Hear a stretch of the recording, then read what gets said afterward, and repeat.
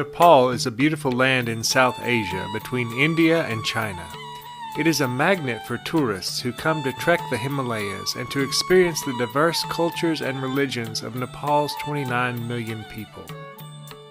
The land varies from dense lowland jungles and rice fields to the ice-covered peaks of the highest mountains in the world, but it is mostly steep mountain slopes divided by deep river valleys. Most Nepalese people are either Hindus or Buddhists.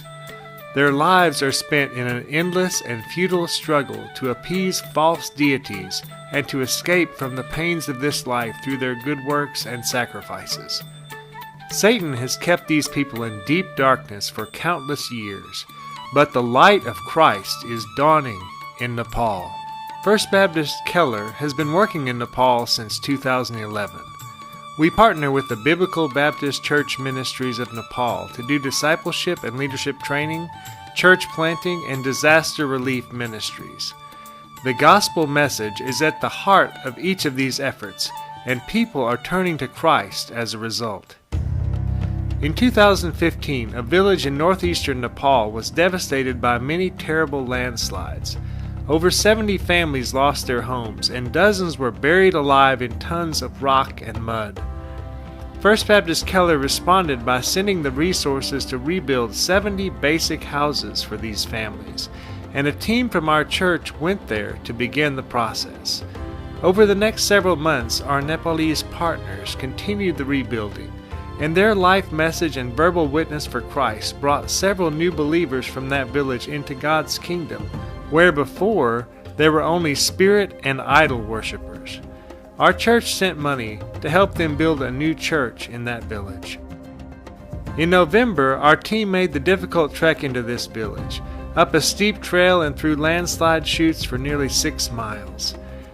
They visited many of these families who got new homes thanks to your generosity, and the families expressed their heartfelt gratitude to our church. It was also our team's privilege to be there for the dedication of the Jesus Family Church in that village and to see many non-Christian village leaders and elders join in this celebration. This was especially remarkable since the Nepali government recently passed a law that levies strict penalties on Christian evangelization. The next morning, after our team preached the gospel during that service, the main carpenter who had helped build most of the houses surrendered his life to Christ. He had worked closely alongside believers for many weeks building the houses, and their faithful witness bore fruit in his life 2 years later. He is an influential man in that village, so we are praying that many others will come to faith in Jesus because of him. Our team also taught and helped ordain Christian leaders in 2 other locations during the November trip. These leaders get very little training or support, but they minister in very difficult places and face persecution from many sides. They are hungry for the clear biblical teaching that our teams provide, and each year we see more fruit from their ministry. Leadership training is perhaps our church's most important ministry in places like Nepal, since it leads to multiplication of churches and disciples.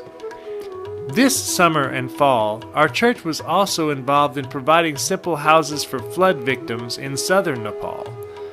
Our team also got to see the progress of that rebuilding project and to see the faces and primitive living conditions of those who remain homeless. There is still a need for more money to rebuild homes for many families who lost everything this summer. These acts of Christian love open the door for the gospel in ways that nothing else can. Our team was there during the rice harvest season. Seeing the crop was a visible reminder of what Jesus said, "The harvest is plentiful, but the workers are few." God is moving mightily in Nepal, so we want to do our part to help reap the harvest and make disciples. All of our church's mission work is undergirded by our Great Commission offering. You can give to this offering each week by marking an amount for missions on your offering envelope. Please continue to pray for our work in Nepal and for Lawrence Duhan and Richard Harris as they travel this Wednesday to Indonesia to do more leadership training on 2 different islands.